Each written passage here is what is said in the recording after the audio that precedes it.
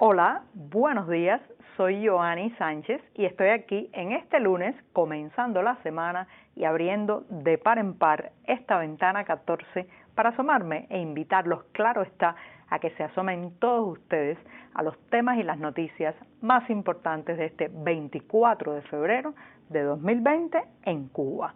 Hoy comenzaré con un recordatorio de la muerte hace 10 años, el 23 de febrero de 2010, del opositor Orlando Zapata Tamayo. Y trataré de responder a la pregunta de cuánto nos cambió aquel sacrificio. Por otro lado, los acreedores se impacientan ante los impagos de Cuba. El Club de París está muy molesto y también les hablaré de los detalles. El juicio contra el opositor José Daniel Ferrer todo indica que se celebrará el próximo miércoles 26 de febrero y también hablaré de esos detalles. Y por último, una carta abierta a los artistas cubanos busca sacudir sus conciencias. Vamos a ver si lo logra. Y bien, presentados ya los titulares, voy a pasar a revolver para tomarme el cafecito informativo. Hoy comienzo la semana revolviendo este cafecito breve, amargo como me gusta a mí, pero siempre necesario. Y claro está, después de este primer y largo sorbito del día, se necesita mucho café para comenzar el lunes editorial. Les recuerdo que pueden ampliar todos estos temas y estas noticias en las páginas del diario digital 14 y medio que hacemos desde dentro de Cuba. Y con eso me voy al primer tema, que es un tema que parte de una tragedia. Hace 10 años, el 23 de febrero de 2010, un hombre murió después de agonizar por largos días. Se trató del opositor Orlando Zapata Tamayo, quien se había declarado en huelga de hambre en la prisión donde estaba encerrado y condenado por su activismo a más de 36 años de prisión. Era la Cuba de 2010, recuerden, era un momento en que las noticias viajaban muy lentamente, en que la mayoría de las veces nos enterábamos semanas, años, meses después de algo que había ocurrido en nuestro propio país, cerca de nuestra casa, pero las tecnologías todavía no habían irrumpido en la vida nacional como para facilitar el flujo informativo, la difusión de una noticia. A pesar de eso, la muerte de Orlando Zapata Tamayo comenzó rápidamente a darse a conocer primero entre el movimiento opositor, las fuerzas democráticas dentro de Cuba, y saltó muy rápidamente este fallecimiento a los medios internacionales y la comunidad internacional. ¿Por qué? Porque en parte el 2010 era el año en que ya poco a poco estaban llegando los teléfonos móviles a manos de disidentes, activistas, periodistas independientes y blogueros. Y también porque la red social de Twitter jugó un papel importantísimo en la amplificación y difusión de este triste fallecimiento. Una muerte que pudo haberse evitado si las autoridades de la prisión donde estaba encerrado Orlando Zapata Tamayo hubieran seguido un protocolo para las huelgas de hambre y no lo hubieran castigado como hicieron, encerrándolo en una celda de castigo, negándole por varios días el agua, como se ha sabido por testimonios familiares, y finalmente cuando ya su cuerpo había cedido, pues fue que se decidieron a trasladarlo a un centro hospitalario donde finalmente murió. Zapata Tamayo, quien era un opositor, no de los más conocidos, pero sí era un opositor, fue tildado inmediatamente por el oficialismo cubano como un delincuente común. Es la vieja estrategia y la vieja técnica del fusilamiento de la reputación.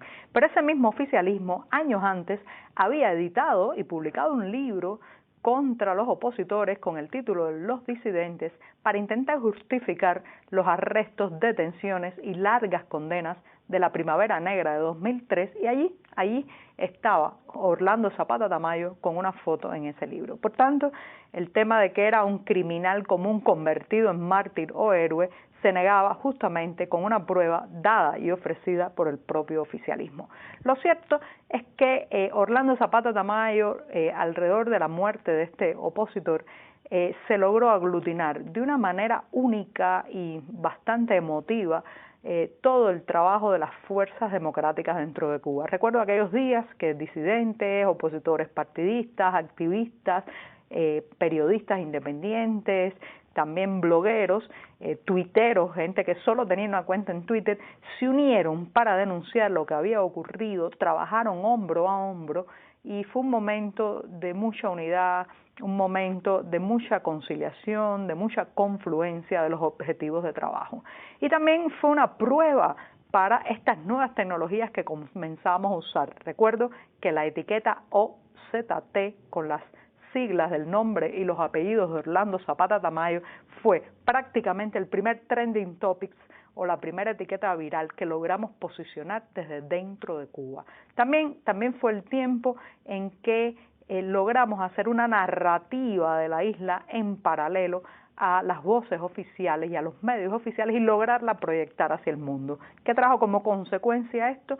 La condena que hicieron varios organismos internacionales al gobierno de Cuba sobre lo sucedido, el hecho de que la muerte de Zapata Tamayo se reportara en muchísimos medios internacionales y bueno, pues eso también trajo un golpe represivo por parte de las autoridades. Lo cierto es que después de su muerte, de ese sacrificio en que Orlando Zapata Tamayo convirtió su cuerpo en arma o campo de batalla, las protestas del movimiento Damas de Blanco aumentaron muchísimo. En las próximas semanas también el opositor Guillermo Fariñas se decretó o anunció una huelga de hambre y todo esto puso contra las cuerdas a la Plaza de la Revolución de La Habana. Y pocos meses después comenzaron las excarcelaciones de los presos que quedaban de la Primavera Negra de 2003. Así que cuando a usted le digan que esas excarcelaciones son producto de una negociación entre el Vaticano, el gobierno español y el régimen de La Habana, no le crea. Todo eso comenzó cuando un hombre se negó a comer hasta morir, y ese hombre fue Orlando Zapata Tamayo. Y bien, terminado este primer tema, me voy a dar un segundo sorbito del café porque la próxima noticia es una noticia muy preocupante. Después de este segundo buchito del día, voy a pasar al tema de que Cuba tiene muy nerviosa a los acreedores del Club de París, que están muy impacientes ante los impagos. Esto es una noticia que ha sacado la agencia France Press, ya la habíamos comentado en este podcast a mediados de febrero, a partir de un reporte de la agencia Reuters y de informaciones que habíamos obtenido en 14 y medio, y resulta que Cuba debía reembolsar a sus acreedores del Club de París entre 32 y 33 millones de dólares el año pasado, durante 2019, del total de 82 millones que debe al Club de París, pero lamentablemente no pudo cumplir con ese plazo y ahora los acreedores están bastante molestos y preocupados. Un diplomático que habló con la agencia AFP dice que no hay un plan, hay una falta de credibilidad. La Habana no habla claro, no dice cuál es el plan para salir del atolladero. Sin embargo, el vicepresidente Ricardo Cabrizas viajó a encontrarse con los acreedores del Club de París a comienzos de este año, pero el tono que mostró, según esta fuente, fue derrotista, porque simplemente no hay dinero, las arcas están vacías, la isla está en una situación de falta de liquidez crítica y si entra en suspensión de pagos, como ocurrió en 1986, el acceso a los mercados internacionales quedará cerrado, especialmente con estos 14 países, muy probablemente del Club de París, que ahora mismo no saben si van a recuperar parte de su dinero, a pesar de que habían perdonado buena parte de la deuda y reestructurado en pagos muy flexibles hasta 2033 este monto inicial de 11.000 millones, que era lo que inicialmente Cuba le debía al Club de París y que fue reestructurado, disminuido muy favorablemente para la isla. ¿Por qué no hay dinero? Bueno, porque la caída del principal aliado cubano, Venezuela, ya Cuba no puede fagocitar los recursos venezolanos con la misma voracidad que lo hacía antes, y también pues el aumento de las presiones de la administración de Donald Trump. Todo esto se suman problemas en los principales pilares económicos. Por ejemplo, la venta de servicios médicos, que ha sufrido por el cambio de signo político en varios gobiernos de la región, como Brasil, Ecuador y Bolivia, pero también la caída y estancamiento del turismo, esa industria sin chimeneas que no ha logrado arrancar bien el año pasado ni este. Así que la situación es grave. Estamos con impagos con el Club de París y a punto de ser decretados prácticamente los parias económicos del planeta si no pagamos. Y con esto me voy al tercer tema, el juicio contra el opositor José Daniel Ferrer, líder de la Unión Patriótica de Cuba. Todo indica que será el próximo miércoles 26 de febrero. Y digo todo indica porque la familia no ha sido informada directamente, sino que han conocido de esta fecha, que será el 26 de febrero a las 8:30 de la mañana, en el Tribunal Municipal de Santiago de Cuba, a través de otros activistas de la UNPACU, que también han sido citados para este juicio. Así que una nueva irregularidad, además de la violación del debido respeto de la presunción de inocencia, además de usar los medios estatales que todos financiamos con nuestro bolsillo para crear un clima negativo y de aversión hacia el acusado. Además de eso, pues ahora hay falta de transparencia en la información de cuándo y cómo será el juicio.